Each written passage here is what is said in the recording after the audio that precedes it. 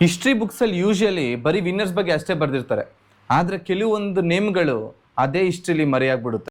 Actually ರೀಸೆಂಟಾಗಿ M&M ಪಬ್ಲಿಕೇಶನ್ಸಿಂದ NM Muddappa ಅವ್ರು ಬರೆದಿರುವ ಆ ಬುಕ್ ಹೆಸರು ಬೆಟ್ಟದ ಒಡೆಯ ನನ್ನನ್ ಮಹಾಯೋಧನ ನೆನಪುಗಳು ಅಂತ.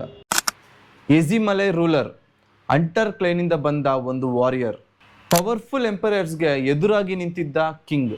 ಇಂಟ್ರೆಸ್ಟಿಂಗ್ ಏನಂದರೆ ಅವ್ರ ಬಗ್ಗೆ ನಾವು ಯಾವ ಸ್ಕೂಲಲ್ಲಾಗಲಿ ಯಾವುದೇ ಸೋಷಿಯಲ್ ಮೀಡಿಯಾದಲ್ಲಾಗಲಿ ನಾವು ಕೇಳಿರಲ್ಲ, ಆದರೆ ಸಂಗಮ್ ಪೊಯಮ್ಸಲ್ಲಿ ಇನ್ನೂ ಅವ್ರ ಹೆಸರಿದೆ. ಇದು ನನಗೆ ಒಂದು ವಿಷಯ ರಿಯಲೈಸ್ ಮಾಡಿಸ್ತು.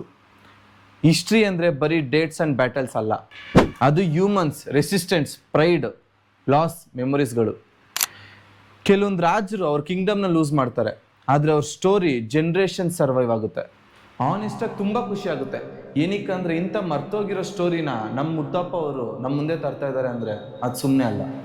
ಏನಕ್ಕಂದರೆ ನಮ್ಮ ಹಿಸ್ಟ್ರಿ ನಾವೇ ಮರ್ತುಬಿಟ್ರೆ ಸ್ಲೋವಾಗಿ ನಮ್ಮ ಐಡೆಂಟಿಟಿ ಕೂಡ ನಾವು ಮರ್ತೋಗ್ಬಿಡ್ತೀವಿ. ನೀವು ಒಂದ್ಸಲ ಬುಕ್ನ ಓದಿ, ನಿಮಗೂ ರಿಯಲೈಸ್ ಆಗುತ್ತೆ.